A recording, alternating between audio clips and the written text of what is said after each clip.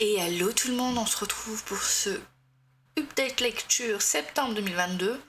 Donc petit récap de comment ça se passe. On aura des petites vignettes qui viennent de Livre Addict avec ma note, le résumé, la photo du bouquin, l'édition, le nom de l'auteur.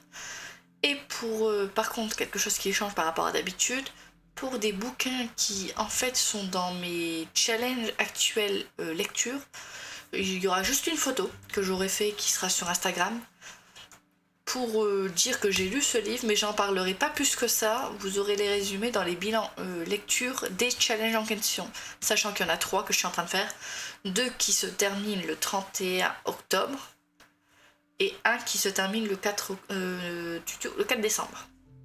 Normalement, vous aurez les vidéos pour les 2 premiers le 30 et le 31 septembre. Octobre plutôt. Excusez-moi, c'est octobre, pas septembre. C'est 31 octobre que ça se termine.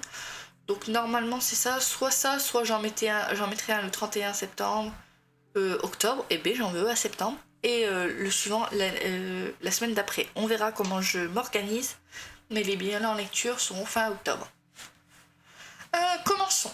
Premier livre que j'ai lu pour ce mois de septembre, c'était un One Piece. Donc One Piece, je fais un petit résumé de comment je lis en ce moment.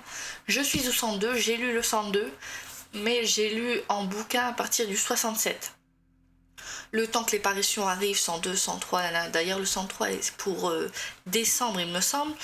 Je recommence à lire les 66 premiers bouquins, donc pour l'instant j'ai lu les... je dis pas parce qu'il va en avoir dans la vidéo, vous verrez jusqu'au combien j'ai lu.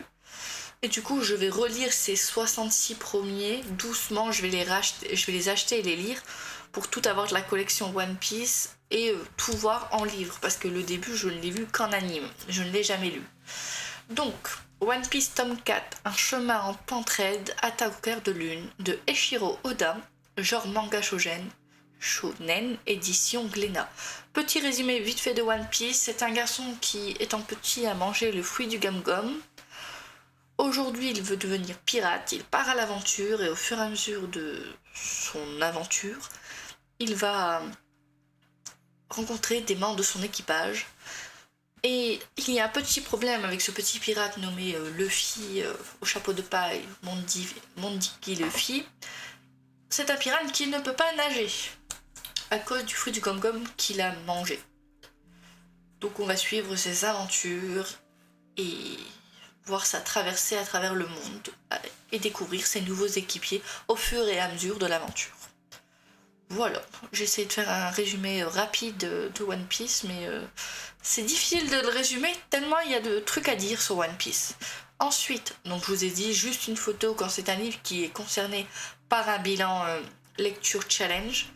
Donc ce mois-ci, j'ai lu La sorcière aux champignons, tome 1. C'était une bonne découverte, c'est tout ce que je dirais. Cushel, alors Cushel, j'ai des choses à lire sur Cushel. Donc j'ai lu le tome 1 de Cushel, la marque de Jacqueline Carré, genre fantasy, édition Brajlon. C'est une nouvelle édition, le 3 est sorti il n'y a pas longtemps de la nouvelle édition. Il y a des anciennes éditions, mais la nouvelle édition est sortie il n'y a pas longtemps. Je n'ai pas encore le 2 et le 3 parce que Cushel fait pratiquement 1000 pages. Et les 50 premiers pourcents du livre, c'était un peu long. Je vais pas vous mentir, c'était long pour moi. Il y a des jours où je lisais pas à cause de ça, j'avais besoin d'une pause de lecture. Alors que là, j'enchaîne les bouquins quand ça va bien.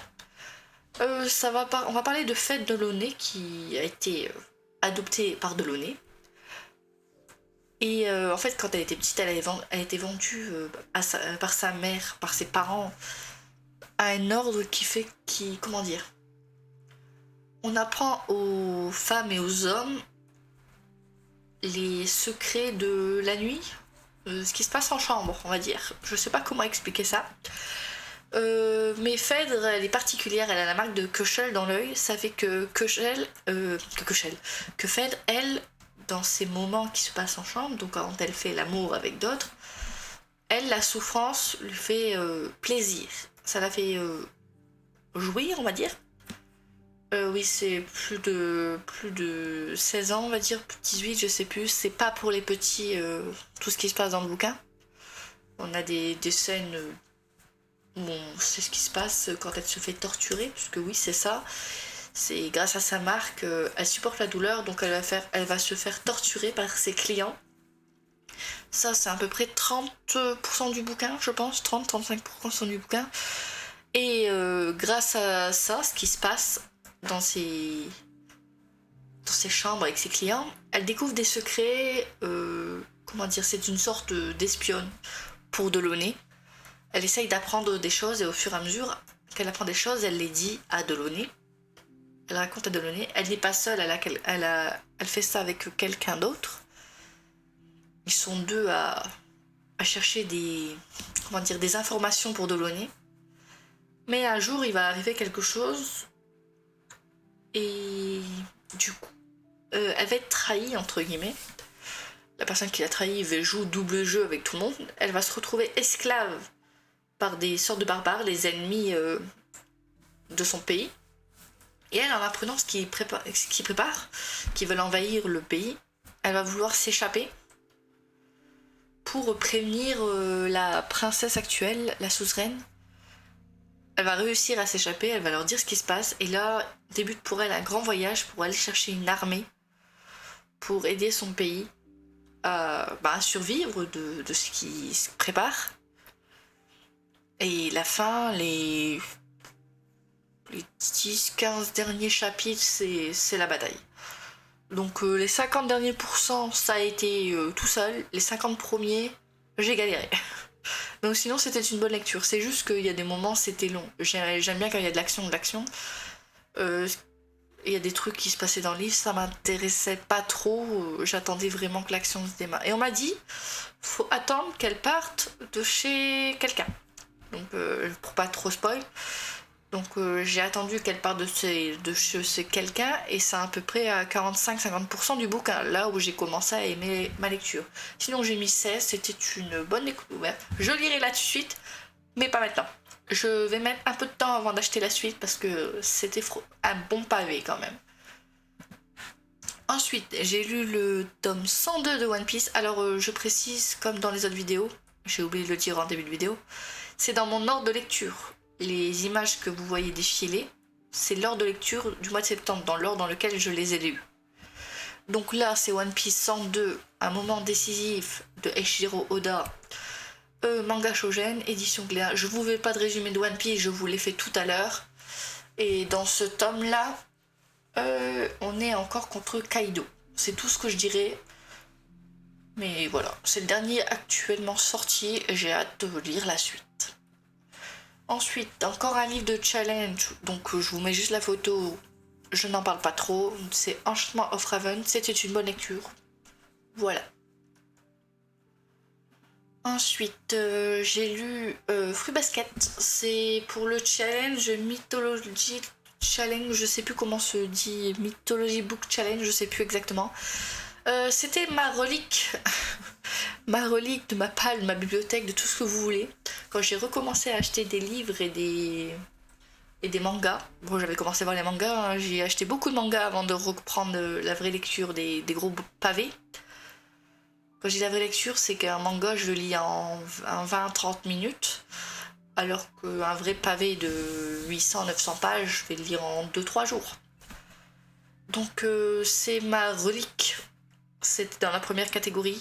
C'était peut-être Zeus. C'était la relique. Je dis pas plus. Mais franchement, ça m'a donné envie de les relire. Donc je vais relire doucement les 11 prochains tomes. Ensuite, aussi pour challenge, j'ai lu Sasaki Elmiyano. Au début, je ne comptais pas lire tout de suite. Je voulais avoir le 4, 5, 6. Mais je l'ai lu pour le challenge. Donc du coup, juste une petite photo pour vous en parler vite fait. J'ai lu La Faucheuse, qui a été une très bonne découverte. Hâte de lire la suite. Je n'en dis pas plus.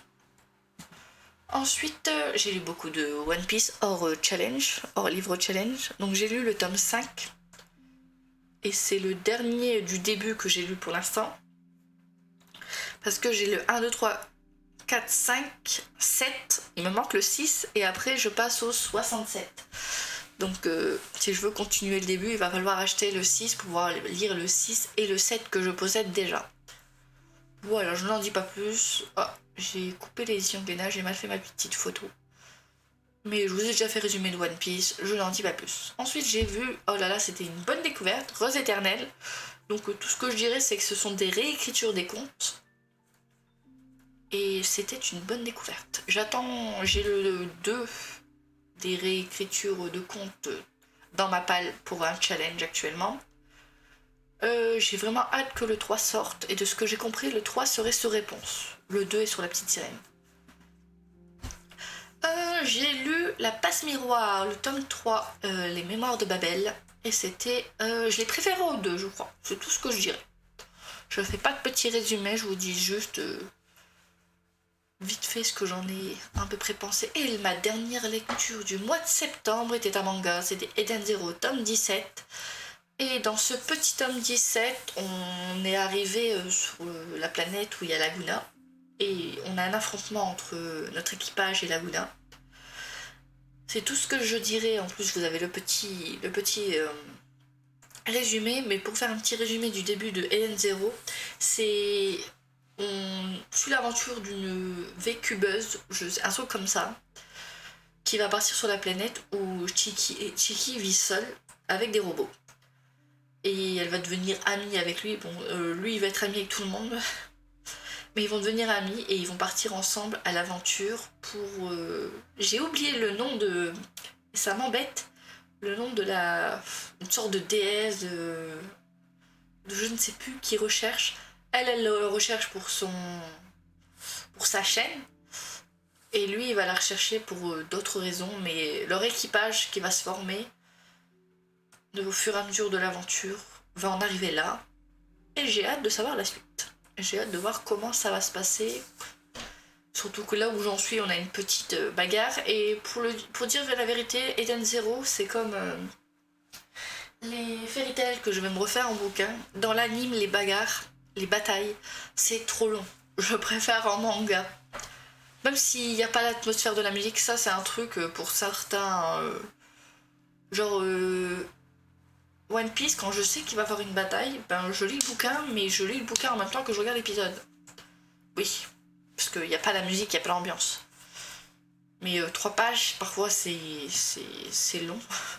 Parce que toi, t'as fini ta 3e page. Moi, j'attends au fur et à mesure que l'anime passe. Et tu vois que c'est pas la même vitesse, mais l'ambiance est différente. Et pour l'ambiance, j'aime bien de temps en temps regarder les épisodes. Mais là, c'était de bonnes lectures ce mois-ci, je crois. Je n'ai mis que des bonnes notes pour le mois de septembre. Je vous remercie d'avoir regardé cette vidéo. On se retrouve la semaine... dans 2 semaines ou 3, je ne sais plus, pour l'update lecture des challenges. Je vous souhaite à tous une bonne journée. À la prochaine. Allez, ciao ciao!